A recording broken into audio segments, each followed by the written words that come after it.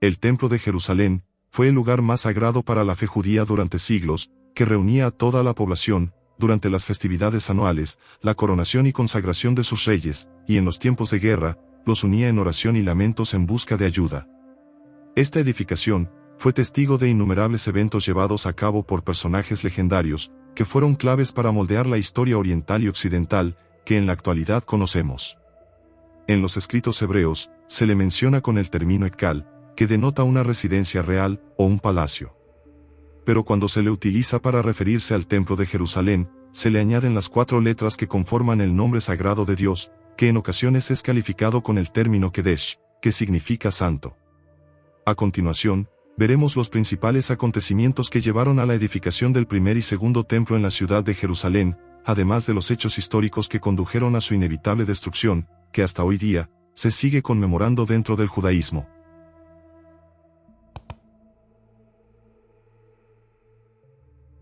El Templo de Salomón.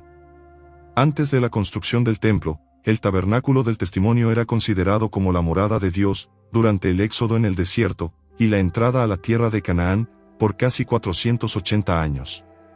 La idea de construir un templo en Jerusalén la tuvo el rey David, cuando le arrebató el territorio a los jebuseos, y vio la necesidad de construirle un santuario permanente al Arca de la Alianza, que simbolizaba la presencia de Dios entre el pueblo, e incluso la mayoría le atribuye la autoría de los planos originales.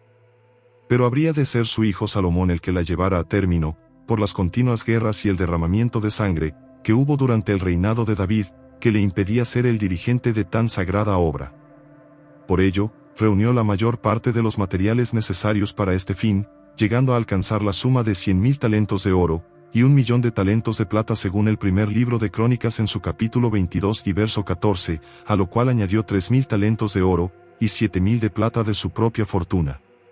Los príncipes del pueblo aportaron 5.000 talentos de oro, 10.000 dáricos de oro, y 10.000 talentos de plata. El total vino a ser de 108.000 talentos de oro, 10.000 dáricos de oro, y 1.017.000 talentos de plata. David se había enriquecido mediante los botines de sus conquistas, y los tributos que le pagaban los pueblos que había sometido. De esta manera, pudo poner a disposición de su hijo Salomón, metales de gran precio que le serían más que suficientes para la construcción del templo. El edificio comenzó a ser edificado en el 4º año del reinado de Salomón, en el año 960 a.C., y fue acabado 7 años y 6 meses después, según Primera de Reyes capítulo 6 y verso 38. La alianza de Salomón con Hiram, rey de Tiro, le facilitó las maderas del Líbano, y la mano de obra de los artesanos fenicios, que sería muy importante en la fundición de los metales en la estructura, y el mobiliario sagrado. Salomón empleó a 30.000 israelitas, que iban a trabajar al Líbano por turnos de 10.000 cada mes. Entre los descendientes de los cananeos que aún quedaban en el país, el rey hizo un reclutamiento forzoso de 150.000 hombres. Había 550 jefes de obra, y 3.300 capataces, de ellos, 3.600 eran cananeos y 250 israelitas. El templo fue erigido sobre la colina de Moria, sobre el emplazamiento de la era de Ornán el Jebuseo, en la región de Jerusalén que conquistó el rey David. La estructura del templo reproduciría la del tabernáculo, pero sus dimensiones eran el doble y la decoración más lujosa, ya que el interior medía 26 metros de largo por 10 de anchura, y 14 de altura.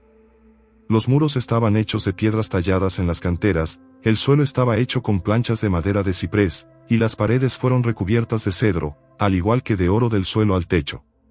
Sobre las paredes se esculpieron querubines, palmeras y flores. El lugar santísimo era un cubo de 10 metros, a diferencia de los 5 que medía en el tabernáculo. El arca de la alianza se hallaba en el lugar santísimo, bajo las alas de 2 gigantescos querubines hechos de madera de olivo, y recubiertos de oro. Cada uno de ellos medía 4 metros y medio de altura, y el largo de cada una de sus alas medía 2 metros con 25 centímetros. Las alas exteriores de los querubines tocaban los muros, y las otras 2 se unían sobre el arca, que estaba en el centro, y por encima del propiciatorio, que era la tapa, tenía a los 2 querubines que lo contemplaban, y una pared de madera de cedro, recubierto de oro por los 2 lados, separaba el lugar santo del Santísimo. Había una puerta de 2 hojas de madera de olivo, adornada de palmeras, flores, y querubines, recubierta de oro que permitía el paso, y un velo parecido al del tabernáculo la recubría. El lugar santo medía 19 metros de largo, 10 de ancho y 14 de alto. Los muros tenían ventanas anchas en su interior, y estrechas en su exterior, probablemente cerca del techo.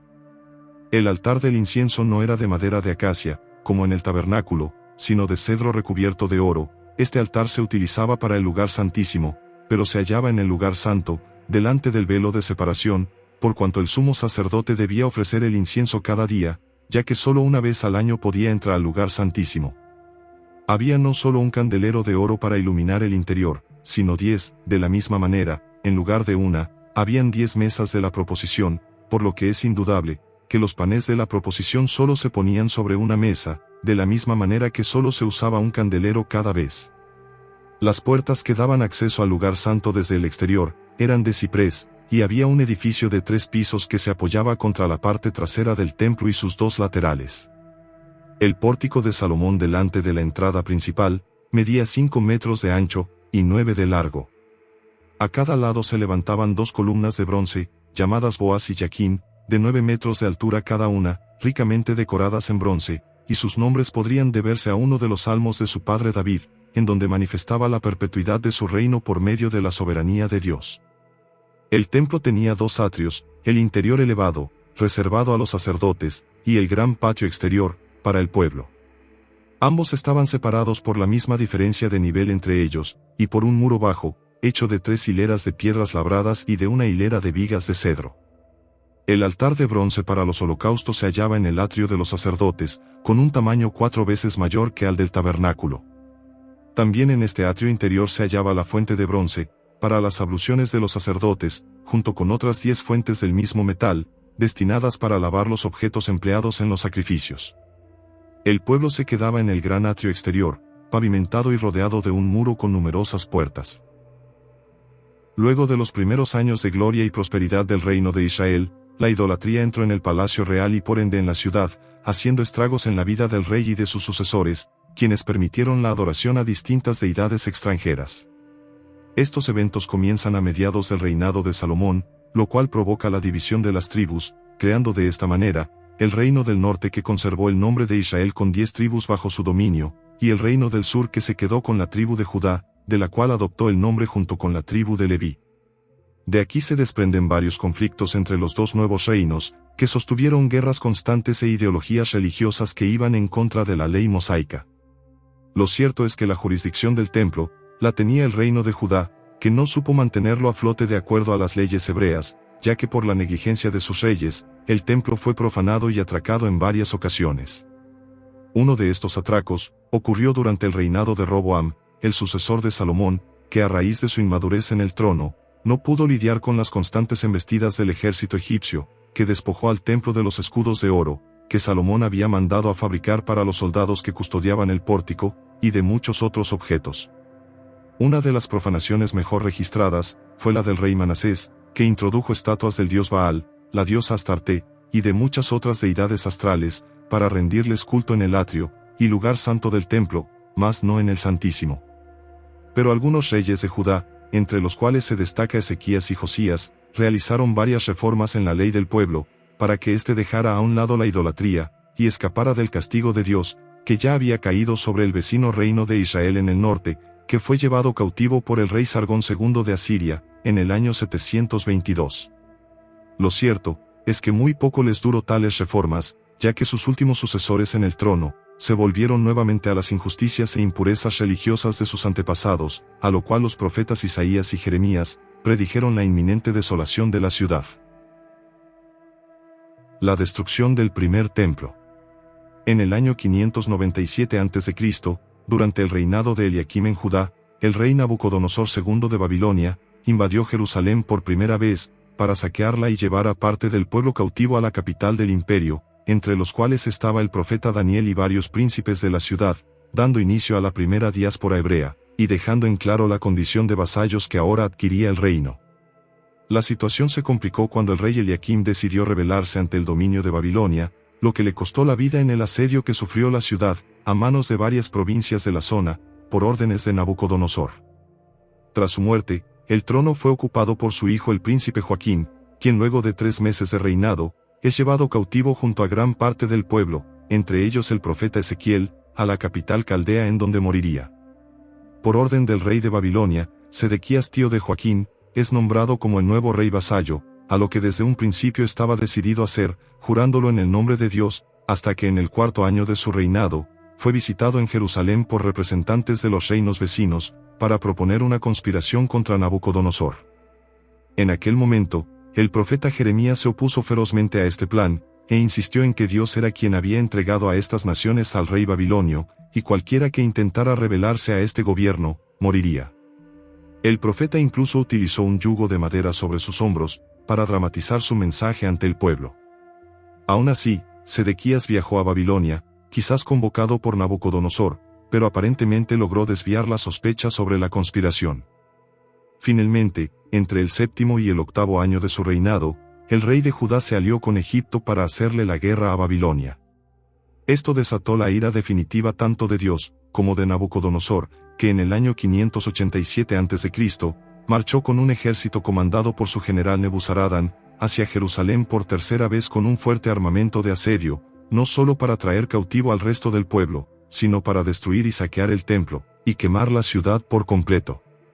Durante el asedio, Sedequías fue capturado junto a sus hijos cuando intentaban escapar por un túnel secreto debajo del templo. Luego Nabucodonosor lo obligó a presenciar la muerte de sus hijos, para luego sacarle los ojos, y dejarlo morir solo en el cautiverio. El rey babilonio llevó consigo los tesoros y utensilios sagrados del santuario, las columnas de bronce del pórtico que fueron quebradas, y la infraestructura interna cubierta de oro, mas no el arca de la alianza, que desde ese entonces no ha sido encontrado. Se dice que el profeta Jeremías fue testigo de estos eventos, e incluso que fue él quien escondió el arca junto a unos sacerdotes al sureste del reino, pero esto es solamente una especulación, por lo que decidió quedarse en lo que quedaba de la ciudad, para ayudar a los refugiados y heridos, que habían sobrevivido. Así fue como el primer templo llegó a su fin, después de casi 373 años desde la colocación de sus cimientos, y 366 años desde la dedicación del rey Salomón, en presencia del antiguo reino unificado de Israel. El templo de Zorobabel. En el año 538 a.C., tras un tiempo de cautiverio, y respaldados por el edicto del rey Ciro II, soberano de los babilonios y medo-persas, los primeros judíos repatriados iniciaron la reconstrucción del segundo templo en Jerusalén, el segundo año después del retorno del exilio, del 536 a la primavera del 516 a.C. Aunque tuvieron que interrumpir las obras muy pronto para recomenzarlas bajo el liderazgo de Zorobabel, quien salió desde la orilla del Éufrates con 42.360 personas, en un viaje de 4 meses aproximadamente, en el año 6 del reinado de Darío el Persa, a pesar de la oposición de algunos samaritanos al norte de la ciudad, cuando se les impidió participar en la construcción. Durante ese periodo, se da la intervención del sacerdote Esdras, el constructor Nehemías, y de los profetas, Ageo, Zacarías, y Malaquías, quienes profetizaron a favor de la obra del templo, y la pronta restauración del servicio sacerdotal. Es muy poco lo que sabemos acerca de este templo, se cree que tenía 28 metros de anchura y otros tantos de altura. No se hace mención de la longitud, las dimensiones de las partes del templo no se indican, pero aún así, el nuevo edificio seguía las líneas básicas del templo de Salomón, pero sin su esplendor, teniendo en cuenta que su infraestructura se vio afectada por las órdenes de los descendientes del rey Histaspes en el trono de Persia. Se emplearon cedros del Líbano y metales preciosos, ofrecidos voluntariamente por el pueblo, muy parecido a lo ocurrido en el Éxodo para la fabricación del tabernáculo, además de contar con la financiación persa. Se habían recuperado numerosos utensilios del templo de Salomón según Esdras 1:7, y también se recubrieron con oro las paredes internas. Al igual que con el primer santuario, se dividía en el lugar santísimo y lugar santo, indudablemente separados por un velo. Sin embargo, el lugar santísimo estaba vacío, por cuanto el arca había desaparecido durante la invasión de los babilonios. En el lugar santo se hallaba el altar del incienso, y al igual que en la época del tabernáculo, solo un candelero de oro y una sola mesa para los panes de la proposición. Las cámaras exteriores estaban unidas a la edificación, y rodeaban los atrios. Había también una fuente de bronce y un altar para los holocaustos, que en este caso estaba hecho de piedras y no de bronce, y una especie de barandilla de madera, que era la que separaba el atrio de los sacerdotes, del atrio exterior, y tenía portones muy simples para cerrar el templo y los atrios. Según el libro del sacerdote Esdras, cuando los constructores colocaron los primeros cimientos del templo, se le ordenó a todos los levitas hijos de Asaf mayores de 20 años, que eran los cantores y artistas del pueblo, portar sus vestimentas sacerdotales y llevar consigo trompetas para elevarle alabanzas a Dios, en los que también estaban presentes muchos de los sacerdotes de los levitas y jefes de las casas paternas más grandes, ancianos que presenciaron los últimos días del primer templo, que al ver los primeros cimientos del segundo, empezaron a llorar en voz alta, mientras muchos otros daban grandes gritos de alegría. A tal punto que no pudieron distinguir entre el clamor de los gritos de gozo, y los lamentos a causa de la nostalgia. Pero el santuario nuevamente sería profanado y usurpado, en esta ocasión por el rey Antíoco IV Epífanes, que entrando en él, se apoderó del candelabro de 7 brazos, del altar de oro, y de todos los utensilios sagrados, en el año 168 a.C. Un año más tarde lo profanó de nuevo, instalando la famosa abominación desoladora profetizada en Daniel 8:11, es decir, una estatua del Júpiter olímpico, o sea el dios Zeus, y manchando severamente el altar del holocausto, con el sacrificio de un cerdo.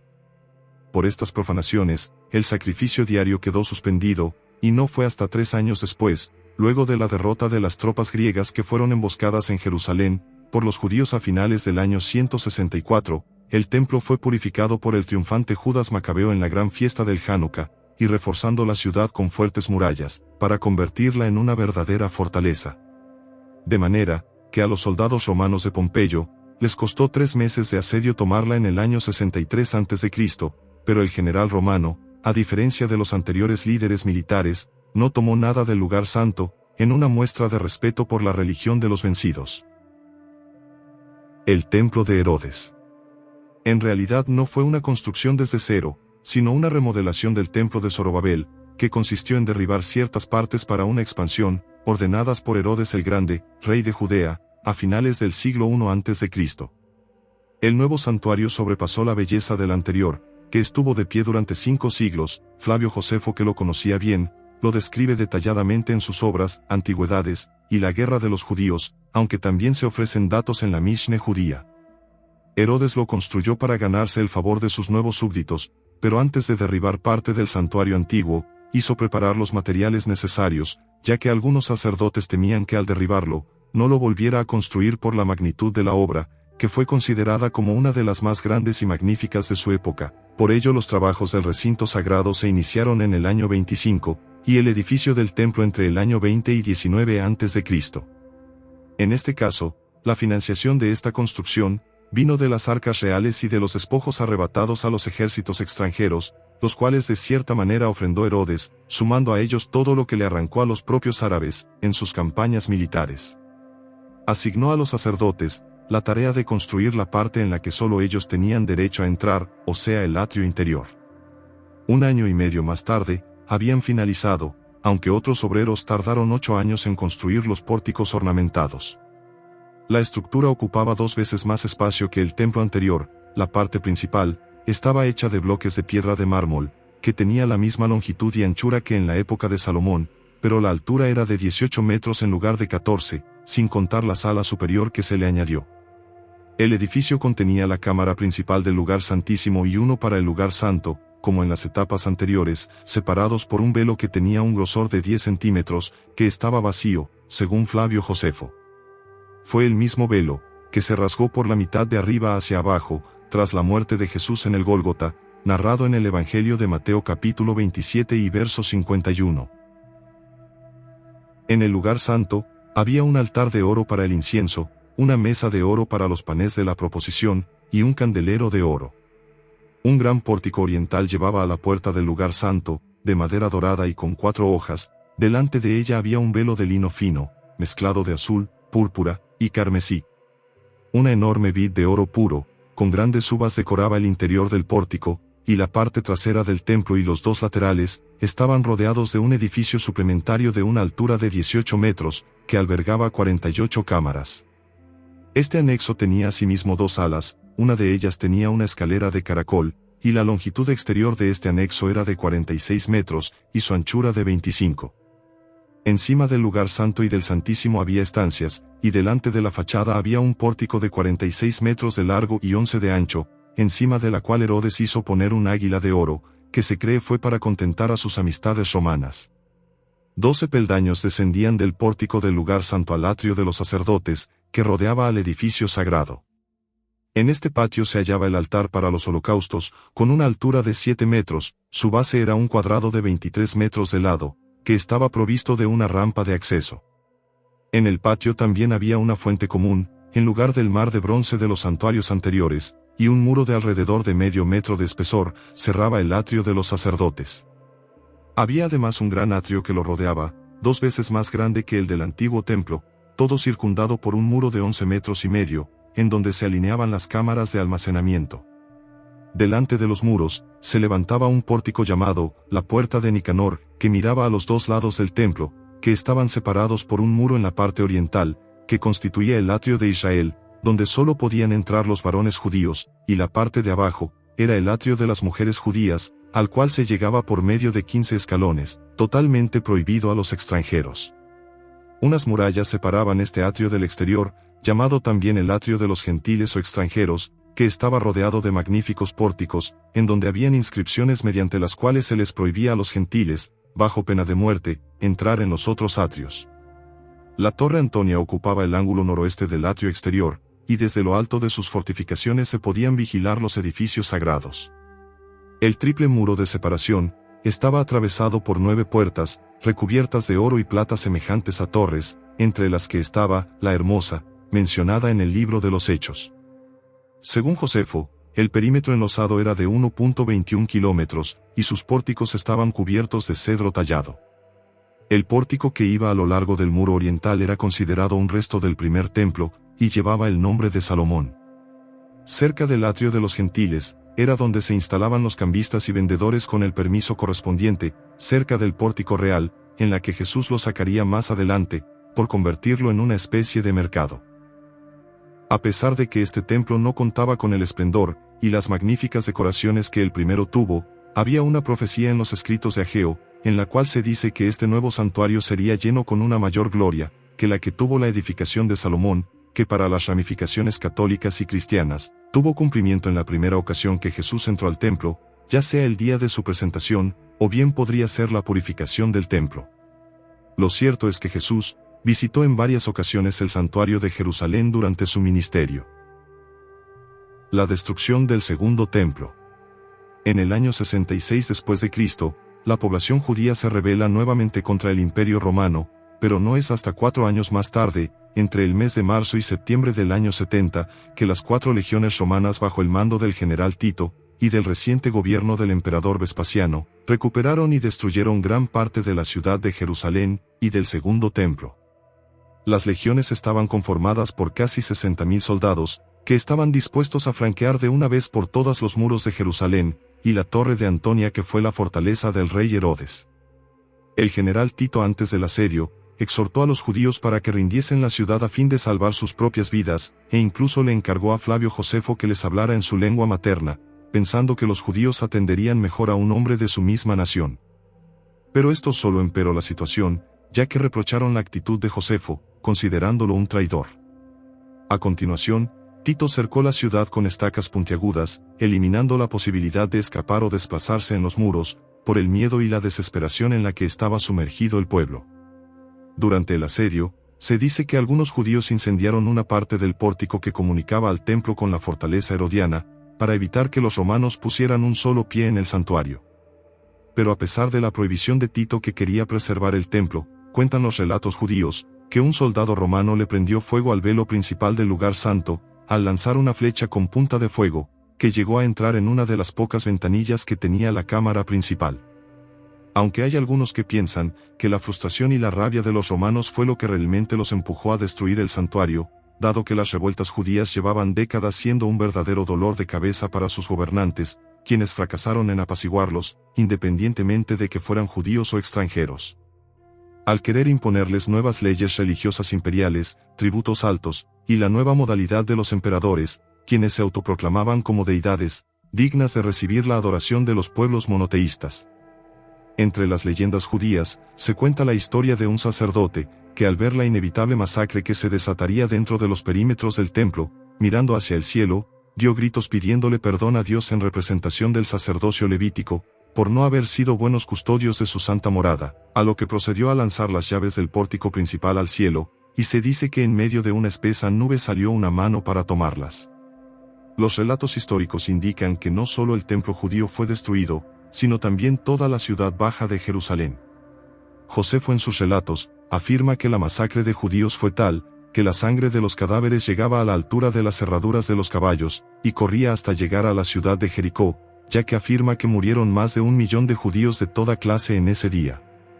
Ante tal escenario, Tito no arrasó totalmente las torres, como la torre de Fasael, ahora erróneamente llamada la Torre de David, y algunas otras torres de la fortaleza de Herodes, conservándolas como memorial de la ciudad, algo que Flavio denominó como la fortuna del conquistador, aunque hay otros relatos que muestran al general pronunciando la siguiente frase: Dios ha sido el que expulsó a los judíos de estas defensas. El Midrash Rabbah hebreo relata un episodio similar relacionado con la destrucción de la ciudad, según el cual el rabino Yohanan ben Zakkai, durante el sitio romano, le pidió a las legiones que perdonaran las puertas más occidentales de la ciudad que conducen a la región de Lod, que sería arrasada poco después por el propio emperador Vespasiano. Cuando finalmente se tomó la ciudad, los auxiliares árabes que habían luchado junto a los romanos bajo el mando de su general Fanjar, también evitaron que la muralla más occidental fuera destruida, que en la actualidad se conoce como el Muro de los Lamentos. Para algunos judíos, es la parte más sagrada que queda del edificio, por su aproximación al área en donde se ubicaba el lugar santísimo, dado que también quedaron en pie, el muro oriental y el muro sur, y creen que el muro occidental aún posee restos de la antigua edificación de Salomón, que de ser así, tendría aproximadamente 3 milenios de estar en sus cimientos. El hecho de que estos muros hayan sobrevivido a la devastación, ha simbolizado para los judíos, la alianza perpetua de Dios con la nación hebrea. De esta manera, se da la destrucción del segundo templo, luego de casi 585 años desde que el gobernador Zorobabel iniciara su reconstrucción, apoyado por el pueblo que retornó del cautiverio. La segunda diáspora judía. Parte de los judíos que se salvaron, escaparon por medio de túneles subterráneos, mientras que otros se dirigieron a los lugares altos de la ciudad para resistir. Esta defensa detuvo el avance romano debido a que los atacantes tuvieron que construir torres de asedio, para asaltar a los que aún se defendían. La ciudad estuvo bajo el completo control romano para el 7 de septiembre, por lo que continuaron persiguiendo a los que habían huido alrededor de la región. Aunque los judíos continuaron habitando la ciudad destruida, el emperador Adriano estableció una nueva ciudad llamada Aelia Capitolina, que al final de la revuelta de Bar Kokhba en el año 135 después de Cristo, que también marcó el cese de la resistencia judía desde Masada en el año 74, muchas de las comunidades judías fueron masacradas y en el mejor de los casos desalojadas, además se les prohibió vivir dentro de los perímetros de lo que antes fue Jerusalén.